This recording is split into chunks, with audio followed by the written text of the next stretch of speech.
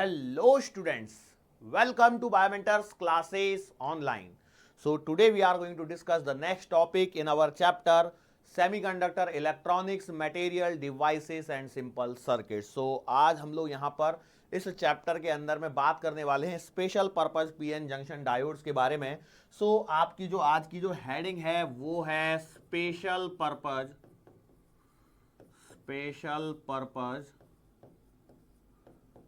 PN junction diodes. ठीक है, okay. ये आज की आपकी मेन हेडिंग है, special purpose PN junction diodes. तो इसके अंदर में यदि मैं बात करूं तो आप लोगों को मेनली जो है वो चार चीजें पढ़नी है. एक है जीनर डायोड, एक है आपके पास में एलईडी, एक है आपके पास में सोलार सेल और एक है आपके पास में फोटो डायोड. तो इसमें से देखो मोस्टली ये जो है वो थियोरेटिकल पोर्शन है जो बोर्ड्स वगैरह के लिए बहुत ज़्यादा इंपॉर्टेंट बन जाता है. लेकिन अपने यदि कॉम्पिटिटिव एग्जाम के फेज की यदि हम लोग बात करें तो कॉम्पिटिटिव एग्जाम में इसमें से क्वेश्चन जो बनेगा वो मोस्टली जीनर डायोड पर बन सकता है और उसके अलावा थोड़ा बहुत फोटो डायोड से रिलेटेड क्वेश्चन बनाया जा सकता है जो कि आपका dual nature of radiation and matter जैसा ही क्वेश्चन बनता है. उसमें कोई नया कुछ नहीं होता है. एनर्जी वगैरह दे देते हैं और वेवलेंथ वगैरह पूछ लेते हैं या फ्रीक्वेंसी पूछ लेते हैं, फ्रीक्वेंसी दे देते हैं, एनर्जी पूछ लेते हैं, बस इतना ही सवाल यहाँ पर बनते हैं. दूसरा जो है एलईडी की यदि हम लोग बात करें तो एलईडी पे नॉर्मली कोई सवाल यहाँ पर बनने की उम्मीद बहुत कम होती है. यदि थ्योरेटिकल सवाल बनता है तो वो एनसीईआरटी से सीधा डिराइव होता है जिसमें रिगार्डिंग द वो कलर से रिगार्डिंग कुछ क्वेश्चंस यहाँ पर बनाते हैं.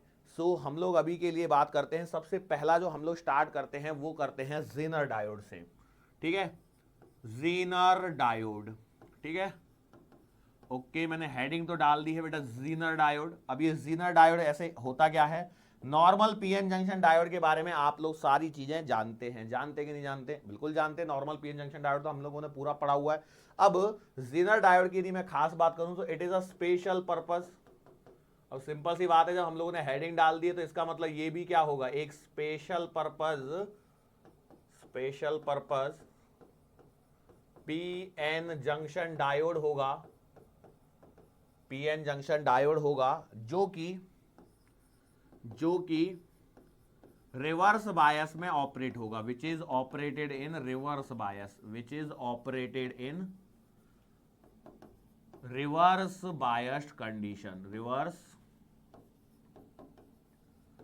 Biased condition. ठीक है, ओके. जीनर डायोड क्या है? जीनर डायोड अगेन आपके पास में एक special purpose PN junction diode ही है जिसे हम लोग रिवर्स बायस में ऑपरेट करेंगे. यदि हम लोग यहां पर बात करते हैं कि भैया फॉरवर्ड बायस कंडीशन में क्या होगा, तो हम लोग बात करेंगे भैया कि इन फॉरवर्ड बायस कंडीशन, यदि आप लोगों ने इस जीनर डायोड को फॉरवर्ड बायस कंडीशन में लगा दिया है तो भैया ये एक नॉर्मल या मैं बोलूं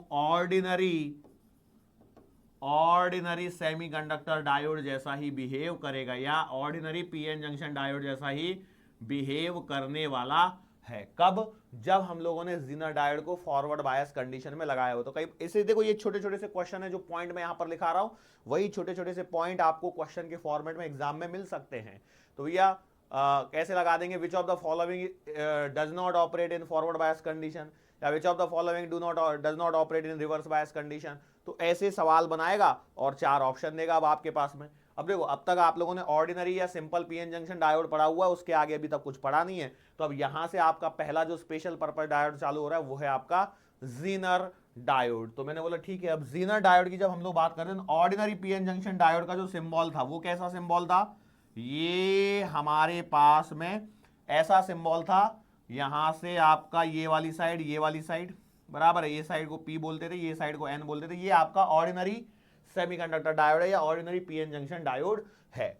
जब मैं यहां पर बात कर रहा हूं जीनर डायोड की, तो जीनर डायोड में क्या हो जाएगा, ये तो बिल्कुल सेम ऐसे ही रहने वाला है. डायोड है मतलब ये तो ऐसे रह गया, लेकिन यहां पर ये जो इसकी नॉक है इसको हम लोग जेड जैसा बना देते. कैसा बना देते हैं?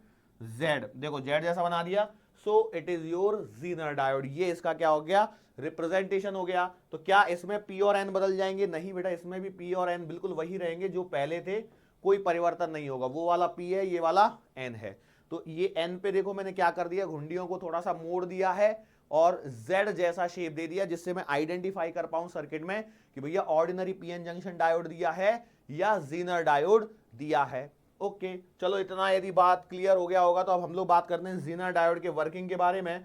तो भैया जीनर डायोड जो है वो एवलांच जीनर ब्रेकडाउन रीजन में काम करता है। कौन से रीजन में काम करता है? ब्रेकडाउन रीजन में। जीनर ब्रेकडाउन के बारे में आप लोगों ने सुना होगा, तो मैंने बोला बिल्कुल सही बात है, जीनर ब्रेकडाउन मैंने आपको सिखाया हुआ है, एवलांच ब्रेकडाउन मैंने आपको सिखाया हुआ है। तो भैया यहां पर आपको जो इंपॉर्टेंट टर्मिनोलॉजी है वो ये है कि जीनर ब्रेकडाउन आपको आना चाहिए। जीनर ब्रेकडाउन, तो अब ये जीनर ब्रेकडाउन जो है वो होता कब है? कब होता है भैया जीनर ब्रेकडाउन?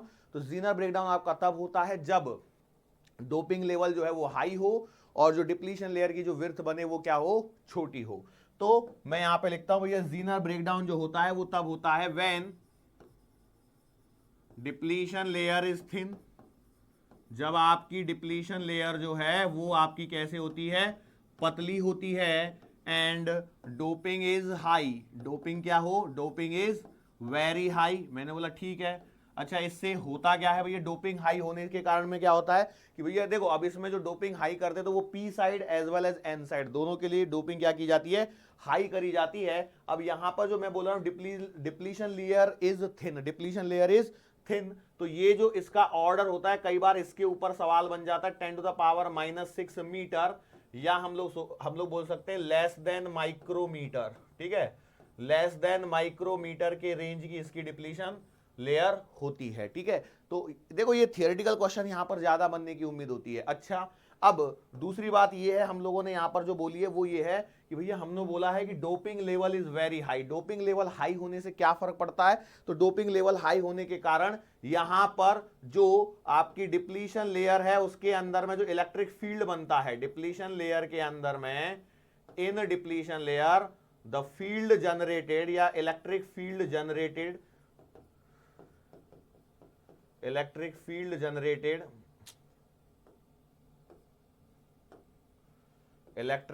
जनरेटेड और ये जो इलेक्ट्रिक फील्ड जनरेट होता है इसका ऑर्डर जो होता है या इसकी जो वैल्यू होती है वो कुछ ज्यादा होती है और वो होती है लगभग 5 × 10⁻6 वोल्ट पर मीटर के रेंज की।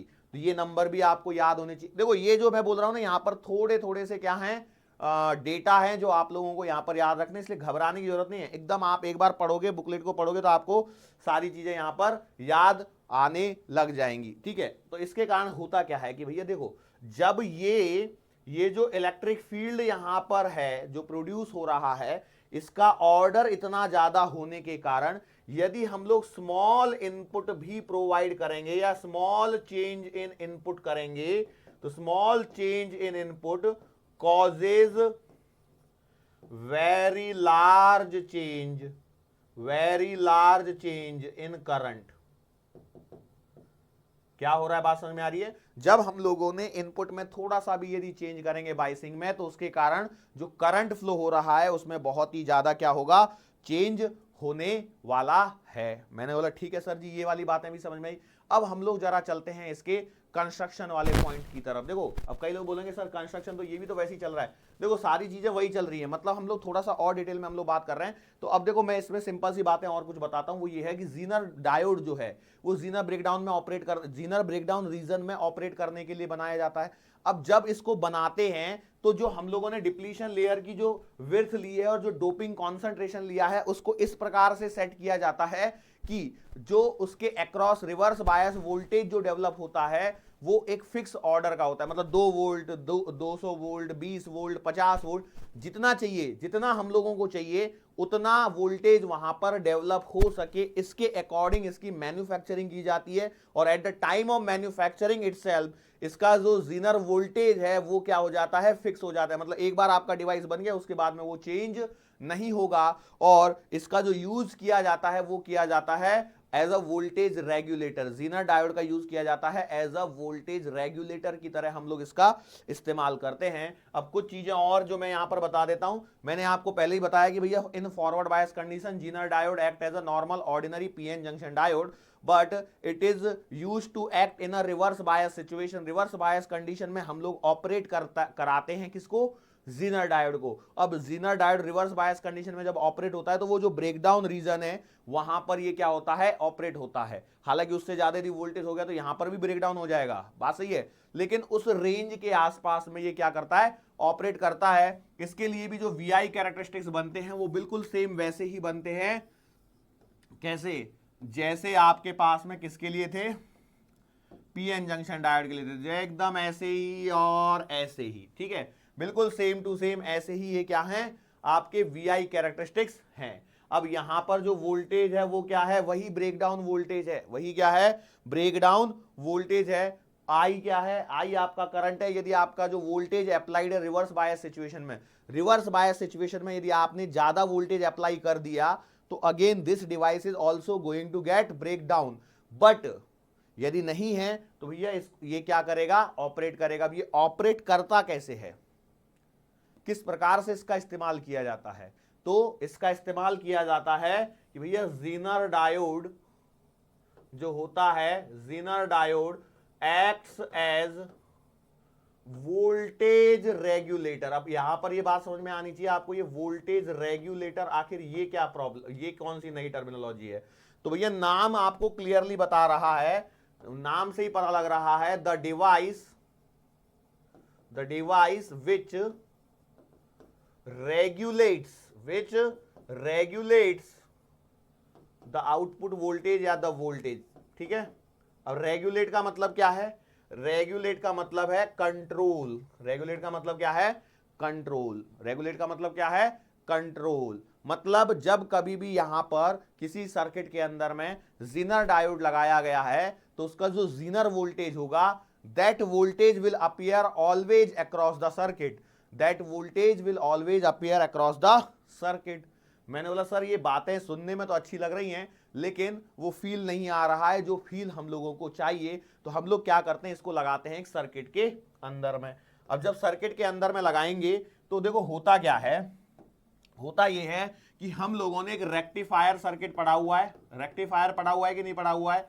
मैंने बोला बिल्कुल सही बात है, रेक्टिफायर पढ़ा हुआ है। तो रेक्टिफायर क्या करता है? Rectifier converts AC into DC, ऐसा हम लोग लिख देते हैं। ऐसा हम लोग क्या कर देते हैं? लिख देते हैं। लेकिन हम लोग भी ये बात जानते हैं कि भैया वो क्या करता है, यूनिडायरेक्शनल करंट में क्या करता है, उसको कन्वर्ट करता है। एसी में क्या होता है? बाई डायरेक्शनल करंट होता है, बाई डायरेक्शनल को यूनिडायरेक्शनल में करंट कन्वर्ट करने का काम करता है। नॉर्मल लैंग्वेज में उसे वही लिखा जाता है, एसी को डीसी में कन्वर्ट करने का काम करता है। अब हम लोग क्या करते हैं, यहां से आगे बढ़ते हैं हम लोग एक अपने, अब ज़ीनर डायोड का मुद्दा यहीं पे बीच में स्टॉप हो गया है, हम लोग कुछ नई बात कर रहे हैं। अब वो नई बात सर क्यों नई बात यहां पर लाई जा रही है, तो उसका कुछ तो भी रीजन है। उसका रीजन मैं बताता हूं, जरा थोड़ा सा हम लोग साइड में हट रहे हैं यहां से और आपको मैं लेके चलता हूं। आपने मोबाइल चार्जर देखा होगा, आपके पास में मोबाइल चार्जर देखा होगा, हर एक के पास में मोबाइल होता है और मोबाइल है तो आपको उसको चार्ज करना पड़ेगा और चार्ज करना पड़ेगा तो उसके लिए चार्जर चाहिए। अच्छा, तो कभी आपने देखा है उस चार्जर के अंदर में एक जो सामने की जो पिन होती है जिसे हम लोग बोलते हैं एडाप्टर, क्या बोलते हैं? एडाप्टर। जो सामने का जो डब्बा होता है, जो चार्जर के सामने जो डब्बा होता है वो क्या होता है? एडाप्टर होता है। कभी आपने ऐसे सोचा है कि भैया हम लोग उसको बीच में से काट लें तो उसमें से दो वायर बाहर निकलेंगे, उन दो वायर को यदि सप्लाई में डाल दूं तो मोबाइल चार्ज होगा क्या? कभी सोचा है ऐसा? तो आंसर है बुम, जल जाएगा वो सब, कुछ नहीं बचेगा। तो कभी भी भूल के भी ऐसा मत करना। पहला इंस्ट्रक्शन तो ये हो गया। अब दूसरी बात करते हैं उस चार्जर के अंदर में आखिर होता क्या है। तो कई लोग बोलेंगे सर ये मोबाइल चार्जर तो अपने सिलेबस का पार्ट है ही नहीं, क्यों पढ़ा रहे हैं? तो उसका कुछ ना कुछ तो रीजन रहा होगा, थोड़ा सा हम लोग पढ़ेंगे। देखो ऐसा नहीं कि एक आध घंटा में मोबाइल चार्जर पढ़ाने वाला हूं, ऐसे मोबाइल चार्जर देखेंगे तो बहुत डिटेल में पढ़ना होता है। बस आपको उसका एक छोटा सा ग्लिम्स दे रहा हूं। मतलब कैसे कि देखो आपके जो मोबाइल चार्जर की यदि मैं बात करूं तो ऐसा मान लीजिए वो मोबाइल चार्जर का डब्बा है जहां से ये ऐसे वायर जो है ऐसे बाहर आ रही है आपके पास में, और यहां पर आपके पास में इसमें दो पिन होती है, ठीक है, दो ही पिन होती है। अब इन दो पिन से कहानी को यहां पर शुरू करते हैं। तो भैया देखो ये जो दो पिन है आपके पास में, ये दो पिन चली यहां पर जो आपकी एसी सप्लाई को कनेक्ट करी हुई रहती है। कहां कनेक्ट करी हुई रहती है? AC supply. ये जो एसी सप्लाई है वो अपने घरों वाली है, 230, 220, 240। यदि आप अलग अलग जगह पे जाके मेजर करोगे, मतलब सिटी चेंज करोगे तो ये वोल्टेज में भी चेंज आएगा, कहीं 220 आ रही होगी, कहीं 230 आ रही होगी, कहीं 239 आ रही होगी, 235 आ रही होगी। तो ये 230 वोल्ट हम लोग लिखते हैं, 220 भी लिख दो। सिंगल फेज और 50 हर्ट्ज वाली ये सप्लाई आपकी होती है। मैंने बोला सर ये बात तो ठीक है, वो तो सप्लाई से कनेक्ट किया, ये दोनों पॉइंट है। मैंने बोला सही बात है। अब इसके आगे यहां पर यदि हम लोग बात करें तो यहां पर रहता है एक स्टेप डाउन ट्रांसफॉर्मर। अब देखो ये जो ट्रांसफॉर्मर होता है ये होता है डिजिटल वाला ट्रांसफॉर्मर होता है, वैसा ट्रांसफॉर्मर नहीं होता है। वैसे आपने ट्रांसफॉर्मर देखेंगे वो बहुत बड़े बड़े से वो वाले ट्रांसफॉर्मर नहीं होते, छोटे होते हैं। और छोटे में भी आजकल डिजिटल ट्रांसफॉर्मर टाइप का एक टाइप चल रहा है, वो होता है, जिसके बारे में हम लोगों को बिल्कुल नहीं पढ़ना है। ओके, अब इस स्टेप डाउन ट्रांसफॉर्मर के आगे क्या होता है कि ये दो वायर यहां से चली, यहां पर लगाया जाता है एक रेक्टिफायर सर्किट लगाया जाता है। क्या लगाया जाता है? Rectifier circuit. वैसे मैं यहां पे आपको बता दूं, यहां पर जो लगाया जाता है वो लगाया जाता है bridge type full wave rectifier का ही हम लोग यहां पर इस्तेमाल करते हैं। Bridge type full wave rectifier का इस्तेमाल करते हैं। ओके, अब जो रेक्टिफायर से जो आउटपुट निकल के आता है उसकी कहानी क्या होती है, तो जरा हम लोग इस कहानी को भी साइमल्टेनियसली देखते हैं। कहानी कुछ इस प्रकार से होती है कि यहां पर आपका वोल्टेज जो है वो बहुत ही हाई फाई लेवल का है।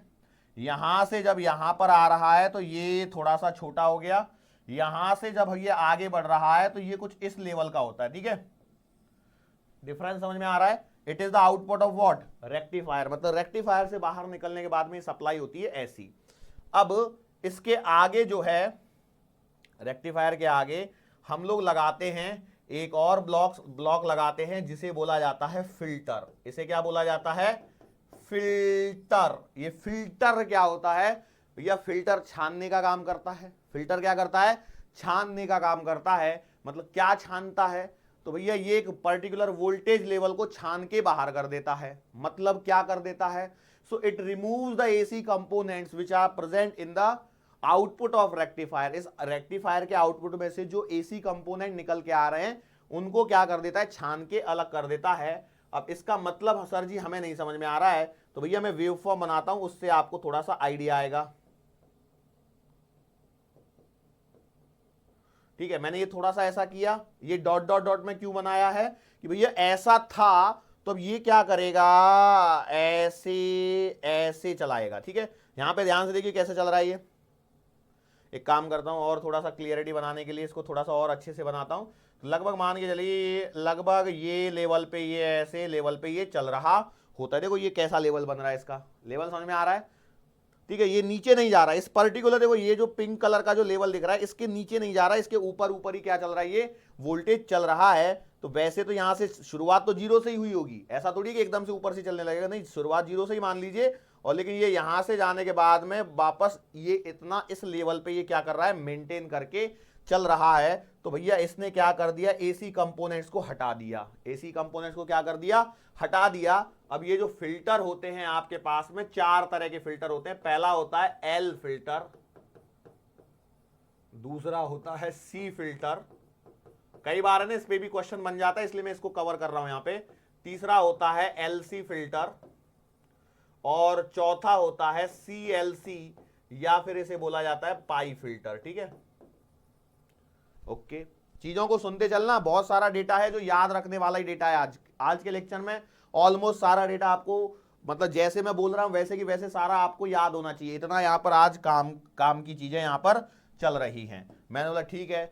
अब देखो सर जी हमें कैसे पता लगा चार में से कौन सा फिल्टर लगाना है? देखो कई बार क्या होता है कि आपके लिए करंट सिर्फ इंपॉर्टेंट होता है, तो this is the filter which is related with the current.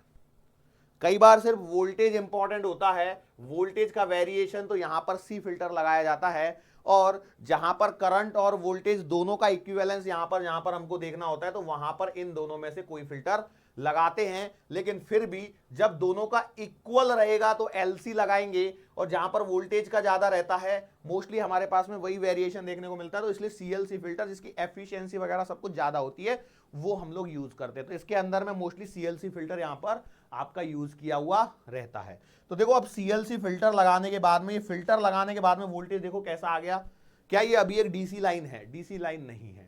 तो इसके बाद में हम लोग लास्ट में क्या करते हैं? यहां पर जोड़ते हैं एक वोल्टेज रेगुलेटर, क्या जोड़ते हैं, we add up here a voltage regulator. ये वोल्टेज रेगुलेटर क्या होता है, वोल्टेज रेगुलेटर वो है जो वोल्टेज को रेगुलेट करने का काम कर रहा है, जो हम लोग यहां पर पढ़ रहे हैं, Zener diode acts as a voltage regulator. बात समझ में आ रही है? तो भैया ये जो चीज है वो यहां पर लगने वाली है। अब जीनर डायोड से ही वोल्टेज रेगुलेटर बनाया जाए ऐसा कोई जरूरी नहीं है, इसके लिए डायरेक्ट आईसीज भी मिलती है, इंटीग्रेटेड सर्किट जिसे हम लोग बोलते हैं। तो उसके नंबर होते हैं, मतलब यदि आपको +5 वोल्ट चाहिए, क्या चाहिए, +5 वोल्ट, तो आप लोग यूज करेंगे 7805। ये आईसी का नंबर होता है, ऐसी दुकान पे जाके मांगनी होती है। कौन सी दुकान पे जाओगे, परचूनिया की दुकान पे जाओगे ना, नहीं, इलेक्ट्रॉनिक्स की दुकान होती है प्रॉपर। अपनी छोटी सिटीज में तो अवेलेबल नहीं हो पाती है, लेकिन जो बड़ी सिटीज होती हैं जहां पर ये काम हो रहे होते हैं वहां पर आपको ये इजीली अवेलेबल होती है। जैसे मुंबई के अंदर में यदि हम बात करें तो लेमिंगटन रोड करके एक जगह है, तो वहां पर आप जाओ, ये आईसी मिलेगी। 7805 मांगोगे, 7805 का मतलब है वो 5 वोल्ट प्रोवाइड करेगी। इनपुट में कितना भी रहने दो, आउटपुट में 5 वोल्ट मिलेगा। अच्छा, ऐसा नहीं कि उसको सीधा उठा के इस वाली सप्लाई पे लगा दी और वो 5 वोल्ट दे देगा, नहीं, ऐसा नहीं होता है। वो वोल्टेज रेगुलेटर काम कर रही है, मतलब सोचिए कौन सी जगह पे, इसकी जगह यहां पर है, मतलब वो फिल्टर से आया हुआ यदि आउटपुट है जो कि इसके लिए इनपुट का काम करेगा, तो ही वो 5 वोल्ट देगी। या 12 वोल्ट चाहिए तो 7812 हो जाएगा, +12 वोल्ट के लिए। लेकिन कई बार हम लोगों को सप्लाई नेगेटिव में भी चाहिए होती है, तो नेगेटिव के लिए 7905, मतलब -5 वोल्ट चाहिए रहेगा तो 7905। यदि मुझे -12 वोल्ट चाहिए रहेगा तो 7912। तो इसका मतलब ये नहीं कि 6 वोल्ट के लिए 7806, ये एक सीरीज होती है जो हम लोग यूज करते हैं, 78XX सीरीज, 79XX सीरीज बोलते हैं। तो वो एज पर वोल्टेज वो नंबर रहता है, और हम लोगों को वही मेनली दो काम आती है, 5 वोल्ट, 12 वोल्ट। ठीक है, यही इलेक्ट्रॉनिक सर्किटरी में आप कहीं पर भी देखोगे तो स्टैंडर्ड वोल्टेज होते हैं। ऐसा नहीं कि मन में जो आया वो वोल्टेज घुसा दिया कहीं पर भी, नहीं। 5 वोल्ट हो गया, 12 वोल्ट हो गया, ये स्टैंडर्ड है। या फिर 1.5 वोल्ट हो गया, जो आपके सेल होते हैं छोटे छोटे से 1.5 वोल्ट वाले, दो मिला के 3 वोल्ट बनाते हैं हम लोग। तो वो सारी चीजें यहां पर होती हैं। मैं अगर ठीक है, तो सर जी ये वोल्टेज रेगुलेटर के बाद में क्या कहानी बनेगी, तो वोल्टेज रेगुलेटर के बाद में जो आपको आउटपुट मिलेगा, this is your final output, जो आपके सेल में जाएगा, जो आपके किस में जाएगा, सेल में। तो मैं बताता हूं, 2 मिनट रुक जाओ, तसल्ली रखो थोड़ी सी, इतने भी ओवर एक्साइटेड मत हो। जब यहां से ये बाहर निकलेगा तो ये बनेगी एक स्ट्रेट लाइन। ठीक है, ये बन गया फाइनल आउटपुट। अब देखो, ये जो फाइनल आउटपुट जो हमें मिल रहा है वो आपकी बैटरी में जाएगा, क्योंकि देखो आपने इलेक्ट्रोकेमिस्ट्री पढ़ी होगी, उसमें आपको जो सप्लाई देते वो कौन सी देते, डीसी देते कि नहीं देते, बराबर है। तो वही चार्जिंग में काम आने वाली है, तो वो बैटरी में जाएगा आगे का पोर्शन। तो हम लोगों का ये मेन चीज थी। इसके अंदर में हम वोल्टेज रेगुलेटर की बात कर रहे हैं, तो ये जो वोल्टेज रेगुलेटर होता है वो हमारा जीनर डायोड से हम लोग वोल्टेज रेगुलेशन सीखते हैं, जो हमारे सिलेबस का पार्ट है। बाकी चीजें हमारे सिलेबस का पार्ट नहीं है। अब यहां पर ध्यान दीजिए, कई बार इस पे क्वेश्चन पूछा जा चुका है फिल्टर से रिलेटेड। फिल्टर से रिलेटेड क्या पूछा जाता है, फिल्टर क्या करता है, filter removes the AC component present in the output of rectifier circuit. सवाल फिर से ध्यान से सुनना, filter removes the AC component present in the rectifier circuit. अब देखो, ये जो मैंने वेवफॉर्म बनाई है ये अप्रोक्सीमेट वेवफॉर्म है। एल फिल्टर रहेगा तो अलग बनेगी, सी रहेगा तो अलग बनेगी, एलसी रहेगा तो अलग बनेगी, सीएलसी रहेगा तो अलग बनेगी। थोड़ा थोड़ा सा चेंज आता है इनके अंदर में, वो चेंज हम लोगों को सिलेबस में है ही नहीं। ये भी जो चीजें मैं बता रहा हूं काफी आगे के लेवल की चीजें जाके मैंने बता दी हैं, लेकिन उसके बारे में आपको घबराने की जरूरत नहीं है। तो अब हमारा जो मुद्दा था वो क्या चल रहा था, Zener diode acts as a voltage regulator. How, कैसे काम करेगा, अब ये हम लोगों को सीखना है। आगे चल, हाँ, ओके। तो हम लोग क्या करते हैं, सबसे पहले हमारे पास में रहती है unregulated DC supply. Unregulated DC supply रहती है। मैंने बोला ठीक है, तो ये अनरेगुलेटेड डीसी सप्लाई मेरे पास में इन दो टर्मिनल्स के बीच में मिल रही है। और अब इसे हम लोग क्या करते हैं, एक रजिस्टर जोड़ते हैं, उस रजिस्टर के बाद में हम लोग यहां पर एक डायोड जोड़ते हैं। ये जो डायोड होता है ये आपका जीनर डायोड होता है। यहां से आपका ये लोड रेजिस्टेंस यहां पर कनेक्ट हो जाता है, और यहां पर हम लोग अपना आउटपुट चेक करते हैं। बात समझ में आ रही है, ओके। ये जो है ये है आपकी अनरेगुलेटेड डीसी सप्लाई। डीसी तो है लेकिन कैसी है, अनरेगुलेटेड है। ये है आपका जीनर डायोड, इसे बोला जाता है आरएस सीरीज रजिस्टर या सीरीज करंट लिमिटिंग रजिस्टर, जो कि करंट को लिमिट करने का काम करता है। ये है आपका लोड रजिस्टर, मतलब जहां पर आपने कोई भी डिवाइस कनेक्ट किया है वो यहां पर आता है। मैंने बोला ठीक है। अब यहां पर क्या होता है, थोड़ा सा आपको जूनियर क्लासेस का कॉन्सेप्ट वगैरह याद है करंट से रिलेटेड, तो वो चीजें बस यहां पर मैं आपके सामने रिप्रेजेंट करने की कोशिश कर रहा हूं। तो कोशिश क्या हो रही है भैया, देखो सिंपल सी बात है, अनरेगुलेटेड सप्लाई है, मैंने माना यहां से टोटल करंट फ्लो हुआ आई, ठीक है। अब ये करंट यहां पे जब चलेगा, बिल्कुल चलेगा, यहां से जाएगा तो यहां से दो पार्ट्स में बट जाएगा, तो इस करंट को नाम देंगे IL और इस करंट को नाम देंगे IZ। क्या नाम देंगे, IL और IZ। Z stands for Zener diode के लिए और IL stands for load resistance के लिए, और ये है आपका I। तो ओवरऑल कहानी यही रहेगी कि भैया ये जो I है आपका वो रहेगा IL प्लस के IZ के बराबर। बात समझ में आ रही है, मैंने वो सही बात है। अब ओवरऑल देखो यहां पर क्या हो रहा है, जो अनरेगुलेटेड डीसी सप्लाई है वहां से तो आई करंट निकला, बराबर है। अब जैसे ही मैंने लोड चेंज किया तो लोड का रेजिस्टेंस यदि चेंज होगा, तो लोड का रेजिस्टेंस चेंज होगा तो IL चेंज होगा, और IL चेंज होगा तो फिर IZ भी चेंज होगा। बात समझ में आ रही है कि नहीं आ रही है यार, होना तो चाहिए, बिल्कुल सही बात है। अब हम लोग क्या करते हैं, इसको थोड़ा सा और समझने के लिए हम लोग जरा यहां पर देखते हैं कि भैया देखो जो अनरेगुलेटेड सप्लाई है जो हम लोगों ने यहां पर लगाई है, इसे हम लोग नाम दे देते हैं VDC। क्या नाम दे देते हैं, VDC। और ये जो जीनर डायोड है इसके अक्रॉस जो वोल्टेज ड्रॉप होगा वो होगा आपका VZ। ये कितना आएगा, VZ होगा। मैंने बोला ठीक है सर जी, आप बोल रहे तो मान लेते हैं। अब देखो यदि मैं इक्वेशन लिखता हूं तो क्या होता है, आपने जूनियर क्लासेस में पढ़ा होगा कि पैरेलल में वोल्टेज क्या होता है, सेम होता है। पढ़ा है कि नहीं पढ़ा है, इन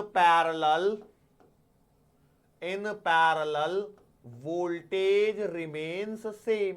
ये बात आप लोगों ने पढ़ी हुई है, यस और नो। मैंने बोला सही बात है, in parallel voltage remains same.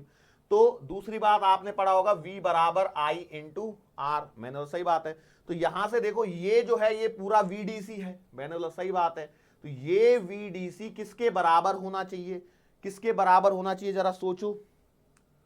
आप बोलेंगे सर ये हम लोग कैसे सोच पाएंगे, ये तो हमें कुछ पता ही नहीं चल रहा है कौन किसके बराबर आ रहा है। मैं बोला सोचोगे तो सब कुछ मिलेगा। वो क्या है कि भैया देखो I इंटू RS, मतलब यहां पर कुछ ना कुछ वोल्टेज ड्रॉप हुआ होगा जिसे मैं VS मान लेता हूं, और ये VZ है। तो थोड़ी देर के लिए काम करते हैं, इसको मिटा देते हैं यहां से, जिससे और आपको क्लियरिटी हो कि भैया ये जो पूरा VDC है वो VS और VZ के समेशन के बराबर होगा। यस और नो, मैंने बोला बिल्कुल सही बात है।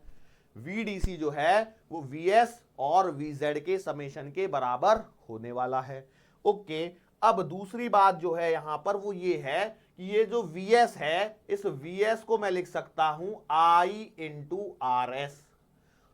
सही बात है कि नहीं, बिल्कुल सही बात है। तो इसका मतलब आपके पास में VDC जो आ रहा है वो आएगा कितना, I इंटू RS प्लस का VZ। यस और नो, मैंने बोला बिल्कुल सही बात है, इसमें तो कोई परिवर्तन करने की गुंजाइश ही नहीं है। अब यहां पर क्या होता है कि देखो ये तो मैंने इस हिसाब से इक्वेशन लिख दी, लेकिन इसकी इक्वेशन का दूसरा पार्ट जो है वो जरा और समझने की कोशिश कीजिए। क्या कि भैया जो I है वो तो IL प्लस IZ के इक्वल है ना। I किसके इक्वल है, ये वाला जो I है वो IL प्लस IZ के इक्वल है, और ऐसा होने के कारण हम लोग इसे लिख सकते हैं VDC बराबर IL प्लस का IZ इंटू RS और प्लस का VZ। यस और नो, मैंने बोला फाइनल इक्वेशन इस प्रकार से हमारे पास में बन सकती है, और एक इक्वेशन हमारे पास में ये बन सकती है या नहीं बन सकती है। मैंने बोला बिल्कुल सही बात है। अब यहां पर होता क्या है, अब यहां पर होता क्या है, तो कहानी का जो प्रारूप है वो दो तरह से चलता है। किस तरह से, कितने तरह से, दो तरह से। सर कौन कौन से दो तरीकों की आप बात कर रहे हो, तो मैंने बोला देखो ऐसा हो सकता है ना, कैसा हो सकता है कि मान के चलो आपके पास में पहली सिचुएशन है कि जो इनपुट वोल्टेज है, input voltage remains same, input voltage remains same, but load current varies. जो आपका लोड करंट है वो आपका चेंज हो गया। सर जी इसका मतलब क्या है, तो इसका मतलब समझने के लिए आप वापस से इस इक्वेशन पे आइए, जो ये वाली इक्वेशन है, जिसको मैं यहां पर लिख देता हूं। तो ये लिखी जाएगी VDC बराबर I इंटू RS प्लस का VZ। यस और नो? बोला सर इससे क्या फायदा हुआ, हमें तो कुछ पता ही नहीं लगा। आप बोल रहे हो इसके अंदर में देखो, हेडिंग के अंदर में लिखा है input voltage remain same but load current varies. तो सर जी लोड करंट वाली बात तो कहीं यहां पर दिख ही नहीं रही है, इस इक्वेशन के अंदर में कहीं लोड करंट दिख रहा है क्या? बिल्कुल नहीं दिख रहा है। लेकिन आप जरा यहां पर देखिए, क्या यहां पर देखिए क्या हो रहा है कि भैया यदि अनरेगुलेटेड डीसी सप्लाई, इसका इनपुट वोल्टेज क्या हो गया, फिक्स हो गया। अब यदि मेरे पास में ये IL इंक्रीज होता है, IL क्या होता है, इंक्रीज होता है, तो भैया देखो IL इंक्रीज होगा तो IZ को क्या होना पड़ेगा, डिक्रीज होना पड़ेगा, तभी ये आपका I क्या रहेगा, कांस्टेंट। तभी ये आपका I क्या रहेगा, कांस्टेंट रहेगा, अदरवाइज तो कांस्टेंट नहीं रहेगा। और जब तक यदि ये I कांस्टेंट नहीं रहेगा तो आपका इनपुट वोल्टेज कैसे कांस्टेंट बना रह सकता है? तो इनपुट वोल्टेज को कांस्टेंट रहने के लिए यदि आपका IL चेंज होता है तो आपका बदले में IZ चेंज हो जाएगा, और IZ चेंज हो भी जाए लेकिन एट द एंड मैन्युफैक्चरिंग के टाइम पे आपने जो VZ को कांस्टेंट रख दिया है, इसके कारण जितना वोल्टेज ड्रॉप यहां पर VZ है वही वोल्टेज ड्रॉप यहां पर एज एन आउटपुट भी मिलता है, भले ही आपका IL अब कितना भी चेंज हो जाए। फिर से सुनो मैं क्या बोल रहा हूं। हम पढ़ रहे हैं पहली कंडीशन। पहली कंडीशन मुझसे कहती है कि भैया यदि अनरेगुलेटेड डीसी सप्लाई है, कैसी सप्लाई है, अनरेगुलेटेड डीसी सप्लाई, और उसको मैंने कांस्टेंट कर दिया, जो कि मेरी कंडीशन बन रही है इनपुट वोल्टेज रिमेन सेम। लेकिन इनपुट वोल्टेज को सेम रखते हुए भी यदि मेरा बाई चांस लोड चेंज करने से, मान के चलो लोड करंट हुआ चेंज, लोड करंट हुआ चेंज, यदि लोड करंट चेंज हो रहा है तो I को कांस्टेंट रखने के लिए क्या IZ को चेंज होना पड़ेगा? बिल्कुल होना पड़ेगा। यदि IL इंक्रीज होगा तो IZ क्या होगा, डिक्रीज होगा। मतलब देखो सिंपल सी बात है, ये मान के चलिए दोनों को 5-5 रख लीजिए, ये है 10 और ये है 5 और ये है 5। मान के चलो आपका IL हो गया इंक्रीज 6, लेकिन ये तो 10 ही होना है, तो ये कितना हो जाएगा 4। तो देखो क्या हुआ, इधर में इंक्रीमेंट आया तो इधर में डिक्रीमेंट आएगा। और यदि मैं उल्टा बोलूं कि भैया IL डिक्रीज हो गया तो IZ क्या हो जाएगा, इंक्रीज हो जाएगा। बात समझ में आ रही है? तो ये है आपका पहला पॉइंट जो कि थियोरेटिकल बेस पे डिपेंड कर रहा है, जो ये इक्वेशन यहां पर निकल के आती है। Are you sure? समझ में आया? दूसरी कंडीशन क्या होती है, दूसरी कंडीशन हमारे पास में जो पढ़ने को मिलती है वो ये है कि मान के चलो आपका इनपुट वोल्टेज जो है वो क्या कर जाए, वेरी कर जाए। अब इनपुट वोल्टेज वेरी करने के पश्चात अब यहां पर क्या होगा कि भैया जैसे ही आपका इनपुट वोल्टेज वेरी करेगा तो इसमें भी दो सिचुएशन बनेगी। कौन कौन सी सिचुएशन बनेगी? पहली सिचुएशन ये बनेगी कि मान के चलो इनपुट वोल्टेज क्या हो जाए, इंक्रीज हो जाए। यदि इनपुट वोल्टेज इंक्रीज हुआ तो अब आप सोचिए क्या इंक्रीज होगा, वोल्टेज इंक्रीज हुआ है तो इसका मतलब ये वाला जो I है क्या वो इंक्रीज होगा? मैंने बोला सही बात है। इसका मतलब यह है कि current flowing through that RS कौन है, करंट लिमिटिंग रेजिस्टेंस है, वो क्या होगा, इंक्रीज होगा। यदि वो इंक्रीज हुआ तो उसके बदले में IZ भी क्या हो जाएगा, इंक्रीज हो जाएगा। अब ये सर क्यों इंक्रीज हो रहा है? क्योंकि ओवरऑल जो कहानी है उसको यहां पर थोड़ा सा एक कहानी को और देखिए, वो ये है कि VZ बराबर IL इंटू RL होना चाहिए, क्योंकि मैंने अभी थोड़ी देर पहले बताया इतना वोल्टेज जो जीनर डायोड का क्रॉस है वो ही हमेशा यहां पर रहेगा, वो ही यहां पर हमेशा रहेगा। तो I जब इंक्रीज हुआ तो भैया IL और IZ दोनों पर फर्क पड़ने वाला था, IZ और IL दोनों पे फर्क पड़ने वाला था। लेकिन यहां पर क्या करता है कि IZ क्या करता है, अपने आप को बढ़ा लेता है, जिससे लोड करंट से जाने वाला, लोड की तरफ जाने वाला जो करंट है वो उतना ही बना रहता है। बात समझ में आई? और दूसरी कहानी जो इसकी बनती है वो दूसरी सिचुएशन ये बनती है, अब देखो इसमें मैं लिख देता हूं, यदि VN इंक्रीज हुआ तो इट इंप्लाइज क्या होगा, I इंक्रीज होगा। I इंक्रीज हुआ तो to maintain constant voltage across RL क्या होता है, IZ increases, hence load current remains same, और लोड करंट सेम रहेगा तो उसके कारण क्या होगा, आउटपुट वोल्टेज भी सेम रहेगा। और जो दूसरी कंडीशन है, दूसरी कंडीशन को मैं यहां पर लिख रहा हूं। दूसरी कंडीशन ये है कि मान के चलो आपका वी इन क्या हो गया, डिक्रीज हो गया। वी इन डिक्रीज हो गया तो आई आपका क्या हो जाएगा, डिक्रीज हो जाएगा। और यदि ये डिक्रीज हुआ तो भैया ओवरऑल आई एल और आई जेड पर फर्क पड़ेगा। तो ये क्या करेगा, आई जेड खुद क्या हो जाएगा, डिक्रीज हो जाएगा, and I L remains same हो जाएगा, उतना ही बना रहेगा, ताकि आउटपुट वोल्टेज क्या रहे, सेम बना रहे। और आउटपुट वोल्टेज का मतलब है जो वीजेड चेंज हो रहा है वही आपका वी नॉट भी है। तो दोनों साथ में क्या हो जाते हैं, चेंज हो जाते हैं, और आपका कांस्टेंट आउटपुट हमेशा मिलते रहता है। तो ये है पूरी कहानी ज़ीनर डायोड की। अब बचे हुए 10 या 15 मिनट के अंदर में हम लोग बचे हुए सारी चीजों को क्या करेंगे, फटाफट फटाफट खत्म करेंगे। तो इसके लिए हम लोग क्या करते हैं, हेडिंग डालते हैं सबसे पहले यहां पर फोटो डायोड की। तो ये आपके सामने फोटो डायोड का कंस्ट्रक्शन वगैरह सारी चीजें आ गई हैं। अब देखो फोटो डायोड क्या है, फोटो डायोड भी भैया एकदम सिंपल सी बात है, वही आपका special purpose PN junction diode है, जिसके लिए हम लोग क्या करते हैं, जब फैब्रिकेशन करते हैं यहां पर, उसको जब बना रहे होते हैं तो यहां पर एक ट्रांसपेरेंट विंडो लगा देते हैं। ट्रांसपेरेंट क्या लगाते हैं, विंडो, मतलब वो घर वाली खिड़की नहीं होती है, इतना बड़ा नहीं होता, ये छोटी सी होती है, बहुत ही छोटा सा एक ट्रांसपेरेंट विंडो लगा देते हैं। जिससे क्या होता है, देखो ये एच न्यू दिखा रहे हैं यहाँ पे, एच न्यू क्या है, ये लाइट है जो आके यहाँ पर क्या हो रही है, गिर रही है। जब ये लाइट यहां पर आके गिरती है तो भैया देखो कुछ लाइट क्या होती है, अब आपको मालूम होना चाहिए कि हम लोगों को एक चीज कॉन्सेप्ट मालूम है, एनर्जी बैंड गैप का कॉन्सेप्ट मालूम है। वैलेंस बैंड और कंडक्शन बैंड के बीच का जो गैप है वो आपका एनर्जी गैप या बैंड गैप जिसे हम लोग बोलते हैं। जब आपकी जो लाइट होती है, जो जिसकी एनर्जी एच न्यू है, if this h nu is greater than E G, is greater than what, E G, ये वाली लाइट जब आके यहां पर इस पर गिरती है जो कि आपका जंक्शन है, जंक्शन के ऊपर ये ट्रांसपेरेंट विंडो लगाई हुई है जिससे लाइट अंदर आके एंट्री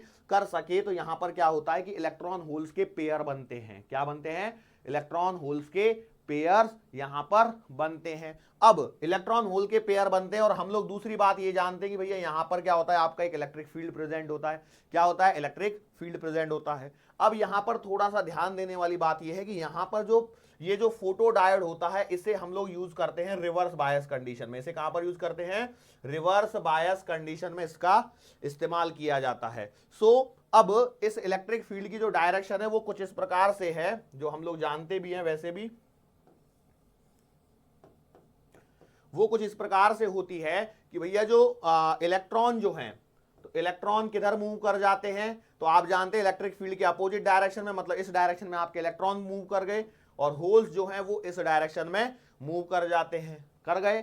अब आगे क्या हुआ, आगे ये हुआ कि ये जो होल्स हैं वो यहां पर पहुंच गए, ये जो इलेक्ट्रॉन्स हैं वो यहां पर पहुंच गए। मैंने बोला सही बात है। अब ये बैटरी को देखिए, मैंने उल्टी डायरेक्शन में लगाई है, तो ये माइनस है, ये प्लस है, तो ये प्लस प्लस प्लस प्लस यहां पहुंचेगा, तो ये वाला प्लस जो है वो उस इलेक्ट्रॉन को अट्रैक्ट करेगा, ये बाहर से जो माइनस पहुंचा है वो इस होल को अट्रैक्ट करेगा, और इस प्रकार से चार्ज आपके यहां पर क्या होंगे, चलने लगेंगे, और माइक्रो एमीटर की रेंज का यहां पर करंट फ्लो होने लग जाता है। माइक्रो एमीटर की रेंज का करंट यहां पर फ्लो होने लग जाता है। कई बार इसी पे ही सवाल बन चुका है, the current flowing in photo diode is of the order of milli ammeter, ampere, micro ampere, nano ampere. तो आंसर है माइक्रो एम्पियर, याद होना चाहिए। क्या ये वाली बात समझ में आ रही है, एकदम सिंपल है यहां पर। अब ये जो करंट फ्लो होगा वो किस बात पर डिपेंड करेगा, तो the flow of current will depend on the intensity of light. किस पर डिपेंड करेगा, इंटेंसिटी ऑफ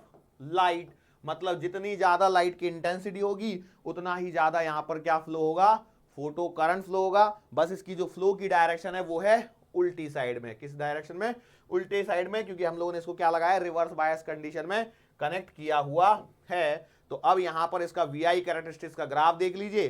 करंट देखो यहां पर रिवर्स बायस कंडीशन में क्या हो रहा है, करंट फ्लो हो रहा है। तो भैया देखो I1, I2, I3, I4, तो करंट जो नीचे है उसका मैग्नीट्यूड क्या है, ज्यादा है। बात समझ में आ रही है। चलो अगला वाला जो है वो है आपका LED। अगला वाला कौन है, LED और फोटो डायोड में दोनों में मैं कुछ चीजें बता देता हूं।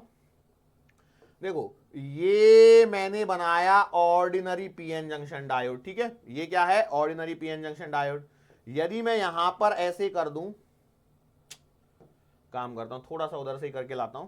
देखो इसमें लाइन टू लाइन बनाता हूं, लाइन टू लाइन। देखो क्या है, मैंने ये वाला एक पीएन जंक्शन डायोड बनाया, ये वाला एक और पीएन जंक्शन डायोड बनाया, और ये वाला एक और पीएन जंक्शन डायोड बनाया, 3 हो गए।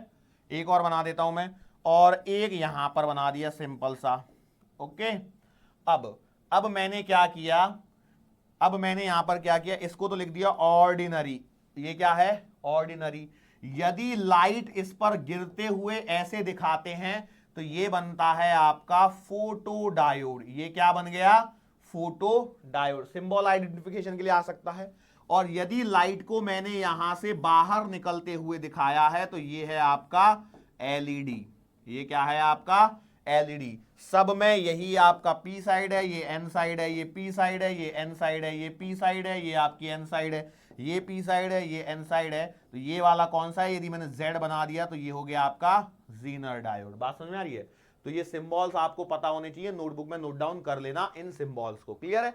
चलो अब हम लोग यहां पर बात करते हैं वापस से अपने एलईडी के बारे में। LED stands for what, light emitting diode. क्या होता है, ये एक लाइट एमिटिंग डायोड होता है जिसे हम लोग फॉरवर्ड बायस कंडीशन में लगाते हैं। तो जैसे ही अब इसके अंदर में क्या होना ना, कि जो हमारे पास में जो कंपाउंड सेमीकंडक्टर्स थे, सेमीकंडक्टर मटेरियल थे कि नहीं, हाँ, तो वैसे ही वाले हम लोग यहां पर क्या करते हैं, उनका इस्तेमाल करते हैं, और उनके इस्तेमाल से हम लोग इस एलईडी को यहां पर बनाते हैं। तो इसकी जो बनाया जाता है तो उस समय हम लोग उस कॉम्बिनेशन का इस्तेमाल करते हैं। मतलब यदि रेड लाइट चाहिए तो कौन सा कॉम्बिनेशन आएगा, ये एनसीईआरटी में डेटा गिवन है, रेड लाइट के लिए, ग्रीन लाइट के लिए, ब्लू लाइट के लिए। तो वो डेटा आपको याद रखना है। मतलब कि ऐसा होगा गैलियम आर्सेनाइड या फॉस्फोरस गैलियम आर्सेनाइड, ऐसे कुछ नाम दिए रहेंगे। वो पर्टिकुलर कलर के लिए हम लोग उस कॉम्बिनेशन का क्या करते हैं, इस्तेमाल करते हैं। अब बेसिकली क्या होता है, एलईडी जो है वो आपका रिवर्स बायस कंडीशन में काम नहीं करता है। जब हम लोग इसे फॉरवर्ड बायस कंडीशन में लगाते हैं तो जब आपका जो इनपुट वोल्टेज है वो थ्रेशोल्ड वोल्टेज से ज्यादा निकल के चला जाता है तो उस केस में क्या होता है, इसमें से करंट फ्लो होने लगता है। करंट फ्लो क्यों हुआ, क्योंकि देखो कहानी वही है पूरी जो पीएन जंक्शन में हो रही थी, उसको मैं रिपीट नहीं कर रहा हूं। बस अब जो करंट फ्लो हो रहा है तो उस करंट फ्लो होने के कारण क्या है, यहां पर जो एनर्जी है that gets converted into in the form of light rather than heat. Heat में कन्वर्ट होने के बजाय वो किस में कन्वर्ट हो जाती है, लाइट में कन्वर्ट हो जाती है, क्योंकि हम लोगों ने वहां पर क्या किया हुआ है, suitable doping, suitable material is selected. यही बस इसकी कहानी है, इससे ज्यादा इसमें और कोई दिमाग नहीं लगाना है। और इसका जो वो है क्या बोलते हैं, डायग्राम जो है वो बिल्कुल सेम टू सेम वैसा ही बनता है जैसा किसके लिए बनाते हैं हम लोग, पीएन जंक्शन डायोड के लिए। जैसा वीआई कैरेक्टरिस्टिक्स है बिल्कुल सेम टू सेम वैसा ही इसके लिए भी रहता है। ये है आपकी एलईडी की कहानी। तो आप चाहिए तो इसे एक बार नोट डाउन करके देख सकते हैं क्या हो रहा है यहां पर। कहानी वही है, when the diode is forward bias electrons are sent from N to P and holes are sent from P to N. क्या यही मैंने पीएन जंक्शन में बताया था चिल्ला चिल्ला के। इसके लिए हम लोग यहां पर इसको ज्यादा डिटेल में नहीं पढ़ते। At junction on either side of the junction excess minority carriers are there which recombine with the majority carriers near the junction। Junction के पास में क्या हो रहा है, वो जो मेजॉरिटी चार्ज कैरियर्स हैं वो माइनॉरिटी चार्ज कैरियर के साथ में क्या हो रहा है, रिकम्बाइन हो रहा है। रिकम्बाइन होने के कारण वहां पे क्या हो रहा है, energy release in the form of photon. यहां पर जो एनर्जी रिलीज हो रही है वो फोटोन के फॉर्म में हो रही है रादर देन हीट, जो कि मैंने यहां पर ऑलरेडी आपको बता दिया है। क्लियर है। जो यहां पर जो निकलने वाले फोटॉन्स हैं उनकी जो एनर्जी होती है इक्वल टू और slightly less than the band gap. जो बैंड गैप है उससे या तो इक्वल या थोड़ी सी कम वाली एनर्जी होती है किनकी, जो फोटॉन्स जो बाहर निकल रहे हैं। VI characteristics of LED similar to that of a silicon junction diode. इसलिए ये सारी चीजें वापस से एक्सप्लेन नहीं की जा रही है क्योंकि सारी चीजें आपको आती हैं। But the threshold voltage are much higher and slightly different for each colour.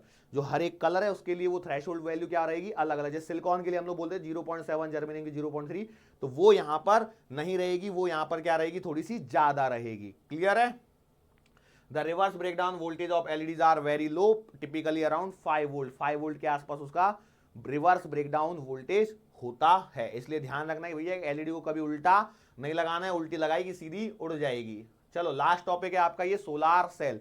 आज के लेक्चर का भी और special purpose PN junction diode का के अंदर में भी ये क्या है, लास्ट टॉपिक है। तो भैया देखो इसमें भी कंस्ट्रक्शन वगैरह यहाँ पर आपको क्लियरली दिया हुआ है। हम लोग क्या करते हैं, सोलार सेल भी बेसिकली एक पीएन जंक्शन डायोड ही है, लेकिन ये क्या करता है, ईएमएफ प्रोड्यूस करता है। ये क्या करता है, ईएमएफ प्रोड्यूस करता है। तो यदि ये ईएमएफ प्रोड्यूस कर रहा है मतलब इसको हम लोगों को बैटरी से जोड़ने की जरूरत नहीं है। इसको बैटरी से जोड़ने की जरूरत नहीं है। इसको हम लोग किससे जोड़ेंगे, सर्किट से जोड़ेंगे। अब ये जो काम करता है ये काम करता है फोटोवोल्टिक इफेक्ट के ऊपर में। जैसे कि आपका फोटो डायोड काम करता है वैसे ही काम करता है, बस उसमें फर्क क्या था, वहां पर आपने फोटो डायोड के अंदर में आपने रिवर्स बायस वोल्टेज अप्लाई किया था, लेकिन यहां पर क्या है, वैसा करने की जरूरत नहीं है। दूसरा, वहां पर जो है, वहां पर जो आपने स्मॉल विंडो रखी थी उसकी जगह यहां पर हम लोग क्या करते हैं कि लार्ज एरिया खुला रखते हैं, जिससे ज्यादा से ज्यादा सोलर रेडिएशन क्या हो सके, यहां पर आ सके। क्यों? क्योंकि जितना सोलर रेडिएशन आएगा उतना हीट एनर्जी जनरेट होगी, उसी को हम लोग यहां पर ईएमएफ प्रोड्यूस करने में काम में लेने वाले हैं। मैंने बोला ठीक है। अब क्या हुआ जाता है, अब क्या होते हैं हम लोग यहां पर क्या करते हैं, बिल्कुल देखो सेम कहानी वही है। देखो ये टॉप सरफेस बनाई है, लाइट आके गिर रही है। अब यहां पर हम लोगों ने मेटलाइज फिंगर इलेक्ट्रोड, मतलब ये पतले पतले पतले पतले से क्या बना दिए, इलेक्ट्रोड्स बना दिए हैं, वो जो यहां पर रहते हैं। तो कहानी कहां से शुरू होती है कि भैया देखो हम लोगों ने क्या किया, एक पी टाइप सिलिकॉन का वेफर लिया, मैंने बोला ठीक है, और जिसकी जो थिकनेस है लगभग 300 माइक्रोमीटर ले ली। इसके ऊपर हम लोगों ने एक पतली सी 0.3 माइक्रोमीटर की एन टाइप की सिलिकॉन लेयर क्या करी है, ग्रो करी है by the one side diffusion process. Diffusion process आपको समझ में आती है, पहले से सिखाई हुई है, ठीक है। दूसरी साइड जो है हमारी पी की जो दूसरी साइड है, इसको हम लोगों ने मेटल के कांटेक्ट से क्या कर दिया, कनेक्ट कर दिया, जिसे हम लोग बैक कांटेक्ट बोलते हैं। और जो on the top of N type silicon layer, इसके ऊपर में जो मेटल के फिंगर इलेक्ट्रोड हम लोगों ने लगाए हैं, वो हम लोग लगा देते हैं, जिन्हें हम लोग फ्रंट कांटेक्ट बोलते हैं। मतलब जैसे डायोड है, ये डायोड है, ठीक है, तो एक फ्रंट कांटेक्ट एक बैक कांटेक्ट, भैया दो चीजें तो चाहिए ना, वायर कहीं पे जोड़ोगे, तो उसके लिए ये फ्रंट कांटेक्ट और ये बैक कांटेक्ट। बीच में आपका पीएन जंक्शन, पी की विड्थ कितनी, 300 माइक्रोमीटर, उसके ऊपर एन की पतली सी 0.3 माइक्रोमीटर की। क्लियर है? ओके। अब हम लोगों ने क्या किया, नीचे से एक कांटेक्ट लगाया पी के नीचे जो है बैक कांटेक्ट, और एन के ऊपर मेटल इलेक्ट्रोड लगाए पतले पतले से, जिन्हें हम लोगों ने बोला फिंगर इलेक्ट्रोड। उससे से एक हिस्से को हम लोग क्या कर देते हैं, बाहर निकाल लेते हैं, जो कि फ्रंट कांटेक्ट की तरह काम करता है। अब यहां पर इन मेटालिक ग्रिड्स को इस प्रकार से लगाए जाते हैं कि भैया जो small fraction of cell area is covered less than 50%, नहीं तो पता लगा सिर्फ मेटल के कांटेक्ट ही हो गए और लाइट गिरने के बाद में कुछ नीचे जगह ही नहीं बच रही है। तो ये यहां पर इसका अरेंजमेंट होता है। अब यहां पर जो सोलार सेल से जो ईएमएफ प्रोड्यूस होता है वो कुछ स्टेप्स में होता है। वो जो स्टेप्स हैं वो तीन बेसिक प्रोसेस हैं, generation, separation and collection. Generation, separation and collection. अब जनरेशन, सेपरेशन और कलेक्शन का फंडा क्या है जरा हम लोग देखते हैं। तो भैया देखो ये हमारा पीएन जंक्शन डायोड, यहां पर लाइट आके गिरी, हम लोगों ने फ्रंट बैक कांटेक्ट से हम लोगों ने क्या किया, इसमें एक रजिस्टर जोड़ दिया। जैसे ही लाइट आके यहां पर गिरेगी, कहां पर, जंक्शन के ऊपर, तो यहां पर आपके इलेक्ट्रॉन होल पेयर्स क्या होंगे, प्रोड्यूस होंगे। कहां पर प्रोड्यूस होंगे, एट द जंक्शन। उसके बाद में क्या होगा, यहां पर जो इलेक्ट्रिक फील्ड है जंक्शन पर, उस इलेक्ट्रिक फील्ड के कारण इलेक्ट्रॉन्स और होल्स क्या होंगे, सेपरेट आउट होंगे, और जो इलेक्ट्रॉन्स है वो आपके एन साइड में चले जाएंगे और जो होल्स है आपके वो पी साइड में चले जाएंगे। जैसे ही इलेक्ट्रॉन्स आपके एन साइड में पहुंचेंगे, तो एन साइड के ऊपर में क्या लगा था, वो मेटल के ग्रिड लगाया था, फ्रंट कांटेक्ट जिसे बोला था, और पी के नीचे क्या लगाया था, पी के नीचे आपने बैक कांटेक्ट लगाया था, जहां पर मेटल है, जहां पर क्या है, मेटल है। And we know that metals are good conductor of electricity. Good conductor of electricity का क्या मतलब होता है कि भैया उसमें से चार्ज बहुत ही इजीली फ्लो होता है। तो पी साइड में आपके पहुंचे होल्स और एन साइड में आपके पहुंचे कौन, इलेक्ट्रॉन्स, जो वहां से आगे पहुंच रहे हैं। और इस प्रोसेस में क्या हो रहा है कि पी साइड जो है वो पॉजिटिवली चार्ज हो गई और एन साइड जो है वो आपकी नेगेटिवली चार्ज हो गई। तो पॉजिटिव चार्ज और नेगेटिव चार्ज, तो यहां पर क्या हो जाएगा, एक पोटेंशियल डिफरेंस प्रोड्यूस हो जाएगा। यहां पर क्या हो जाएगा, एक पोटेंशियल डिफरेंस प्रोड्यूस हो जाएगा। सिंस ये पोटेंशियल डिफरेंस जो प्रोड्यूस हुआ है वो किसके कारण हुआ है, लाइट आकर गिरने के कारण, और इस कारण इसे बोला जाता है फोटो वोल्टेज। इस कारण इसे क्या बोला जाता है, फोटो वोल्टेज बोला जाता है। और एट द लास्ट इसके हैं वीआई कैरेक्टरिस्टिक्स। कई बार सीधा सीधा स्ट्रेट फॉरवर्ड क्वेश्चन पूछा गया है कि भैया these VI characteristics are for, किसके लिए हैं। तो यहां पर आपको ध्यान रखना है, ये बना देते हैं, बस घुमाते कहां पे हैं, ओपन सर्किट वोल्टेज और close circuit current, short circuit current पे। तो आपको क्या ध्यान रखना है, जब मैंने ये ऐसा बनाया है तो भैया चार ऑप्शन जो आएंगे, ये आएगा ओसी वोल्टेज और ये आएगा शॉर्ट सर्किट करंट, ठीक है। तो चार ऑप्शन जो आपके होते हैं वो किस प्रकार से होते हैं, देखो कई बार तो ये आई और वी को ही उल्टा लिख देते हैं, ठीक है। अब इसमें जो चार ऑप्शन बन के आते हैं वो ऐसे आते हैं, क्या, ओ सी, मतलब ऐसे करते हैं, इस पॉइंट को नाम दे दिया ए और इस पॉइंट को नाम दे दिया बी। तो भैया यहां पर लिखा जाता है OC voltage at A OC current at B. अब आपको समझ में आओगे, ऐसे ऑप्शन बनाएंगे। फिर बी ऑप्शन में दे देंगे क्या, OC voltage SC current at B. C पे बना देंगे SC voltage OC current at B, और डी पे बना देंगे SC voltage at A SC current at B. तो चारों में से आपको सही कौन सा है वो आपको सेलेक्ट करना होता है। तो ये यहां पर आपके मैक्सिमम पॉसिबल क्वेश्चंस यहां पर निकल के आते हैं। अब इसके आगे की आपको हेडिंग दिख रही होगी जंक्शन ट्रांजिस्टर, जो बेसिकली बात है कि आज हम लोग नहीं करने वाले हैं, क्योंकि आज के लिए तो हम लोगों को यहां पर रुकना ही होगा। अब मेन बात जो है वो ये है कि देखो यहां से आगे हमारा चैप्टर दो पार्ट्स में अलग से जाता है। मतलब यदि कई बार हम लोग क्या करते हैं, जंक्शन ट्रांजिस्टर वाले हिस्से को खत्म कर लेते हैं, कई बार हम लोग क्या करते हैं, लॉजिक वाले को खत्म कर लेते हैं, क्योंकि किसी ना किसी को तो आगे लेकर चलना ही होता है। तो वो आपको तभी देखने को मिलेगा जब आपका आने वाला लेक्चर आएगा। लेकिन आज के लिए बेटा हम लोग यहीं पर रुकेंगे और मुलाकात फिर से करेंगे आने वाले अगले लेक्चर के दरमियान। तब तक के लिए